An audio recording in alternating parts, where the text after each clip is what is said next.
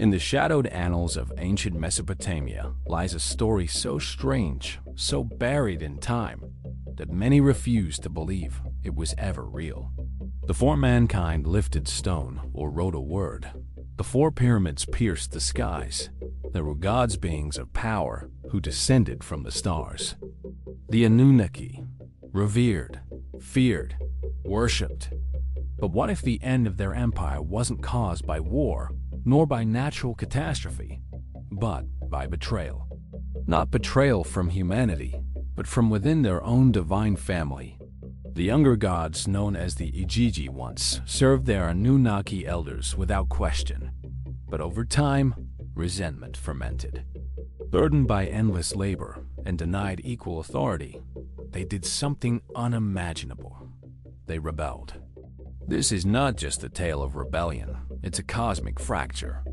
A revolt that shook the very foundation of divine order. Could it be that the great Anunnaki Empire didn't fade into myth, but was dismantled by its own children? In this video, we unearth ancient Sumerian texts, decode the forgotten Atrahasis Epic, and explore a rebellion that predates history itself. Because if younger gods could bring down an empire of the stars, what does that say about the forces that shape our reality today? Stay with us as we reveal the forbidden history of the Igigi Rebellion and how it may have changed the fate of the world forever. The story begins not with humans, but with gods. Ancient Sumerian mythology tells us that the Anunnaki, the elder gods, ruled with supreme authority. They governed Earth, decided human destiny, and commanded labor from both mortals and lesser gods. But among their ranks was another group, the Igigi, the so-called younger gods. These were not rebels by nature. They were servants assigned menial tasks by the Anunnaki.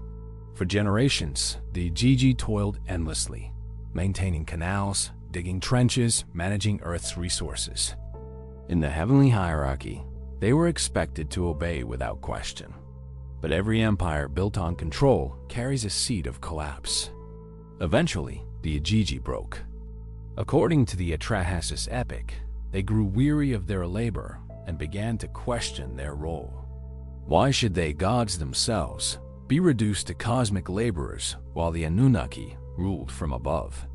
One night, they gathered, silent, furious, and in an act that defied all divine order, they marched on the dwelling of Enlil, the leader of the Anunnaki. They cast aside their tools, surrounded his palace, and refused to work. This was not a protest. It was a revolt. A divine uprising that shocked the Anunnaki to their core. Faced with this insurrection, the elder gods didn't retaliate with divine punishment. Instead, they panicked. They realized the Igigi's cooperation was essential to maintaining order. To end the rebellion, Enki, the god of wisdom, offered a radical solution: create a new labor force, humans. Thus, humanity was born not out of love or divine purpose, but to replace a rebellious divine workforce. And that single act, the replacement of gods with humans, marks the moment when the Anunnaki Empire began to unravel. Because when your own children rebel, your throne is never safe again. To understand the fall, we must first grasp the vast power of the Anunnaki Empire. The word Anunnaki means those who came from the heavens to earth. These were not mythic beings in the sense we imagine today. To the Sumerians, the Anunnaki were real celestial rulers who governed the fate of mankind and the fabric of civilization itself. They were a pantheon of gods, each overseeing a specific domain. Anu was the Sky Father, the highest authority. Enlil controlled the air and issued decrees from the heavens. Enki, Lord of wisdom and water, was the architect of life. Nehersag, the Divine Mother, shaped flesh from clay. According to ancient tablets, the Anunnaki descended from a distant planet, what later became known in fringe circles as Nibiru. They came to Earth for resources, particularly gold, which they needed to sustain their homeworld.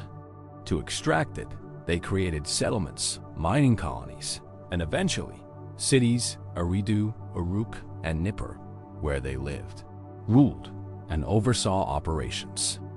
The Igigi, as younger gods, were sent to work these mines and manage the physical demands of Earth. They operated under strict hierarchies, with little say in the divine politics that shaped their fate. But while the Anunnaki governed with near absolute control, they were not all-knowing. Their power depended on the obedience of others, especially the Igigi. This silent dependency was their hidden weakness. The Anunnaki saw themselves as immortal architects of Earth's destiny. They created kingship, law, mathematics, and the calendar. Their temples were aligned with the stars, and their influence shaped every corner of Mesopotamian civilization. But power breeds arrogance, and arrogance blinds rulers to rebellion. While their temples grew taller, their attention drifted. They underestimated the silent discontent building among the Igigi. What began as divine order was slowly becoming divine oppression. And when the rebellion struck, it wasn't just a protest of labor. It was a challenge to everything the Anunnaki believed about their own divinity. The question remains, how could gods who created civilization be so easily shaken? Maybe they weren't gods at all. Maybe they were something else entirely. Let's explore why this rebellion feels like a turning point, not just in myth, but in the collapse of divine authority. The Atrahasis tablets provide shocking detail. The gods were forced to labor. The toil was heavy. The distress was much. The Igigi didn't just complain, they acted. They burned their tools. They surrounded Enlil's palace, an act that symbolized more than defiance. It was revolution. And the Anunnaki's reaction? Terror. They convened an emergency council. No god dared fight back. They had the power, yes, but not the will. Why? Because rebellion from within is more dangerous than any outside enemy. When your own system turns on you, your rule is already broken. To stop the revolt, Enki proposed creating humans, Adamu, the first man, crafted from clay mixed with the blood of a slain god. This act of desperation, the creation of humans, was the Anunnaki's attempt to control the rebellion without facing it.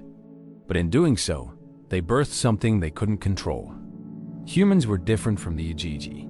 We weren't divine, but we were curious. We multiplied. We innovated. And soon, the humans began to worship the Anunnaki, not serve them. This altered the power dynamic.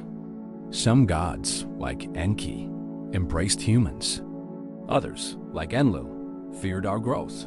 Soon, infighting began. Myths speak of floods, punishments, and vanished gods. These aren't just stories. They're clues. Eventually, the Anunnaki seemed to disappear from history. Not with a bang, but with a withdrawal. Like rulers who lost control and faded into myth. But it all began with one moment, the Igigi Rebellion. Without it, humans might never have been created. With it, the gods lost their grip, a divine empire, undone not by war, but by disobedience. So, did the younger gods bring down the Anunnaki? If we follow the ancient records, the answer is yes, but not through violence, not through battle. The Igigi cracked the illusion of power. Their rebellion exposed the fragile machinery behind divine rule. It showed that even gods could be challenged, if not by mortals, then by their own kind. And from that divine fracture, humanity emerged. In our view, this isn't just mythology. It's an ancient metaphor for power, revolution, and the cycle of creation and destruction. Every empire, no matter how divine, depends on cooperation. When that breaks, the structure falls slowly, then suddenly. Think of this in modern terms. Systems built on control, hierarchy, and hidden labor, whether celestial or earthly, are always at risk of collapse. Because truth always finds a way to rise. Whether you believe the Anunnaki were extraterrestrials, multidimensional beings, or archetypes of our ancient psyche, one thing is clear. The Igigi Rebellion marked the moment the gods lost their immortality, not their lives, but their untouchable status. And that's a story worth remembering. So if this video opened a portal in your mind, if you felt the echoes of truth in these forgotten tales, then you, my friend, are one of us. Subscribe to the Hidden Archives and join us as we uncover more buried myths, forbidden history, and the ancient truths they don't want you to remember. Because the past is not dead. It's coded in clay, written in stars, and waiting for those brave enough to read it.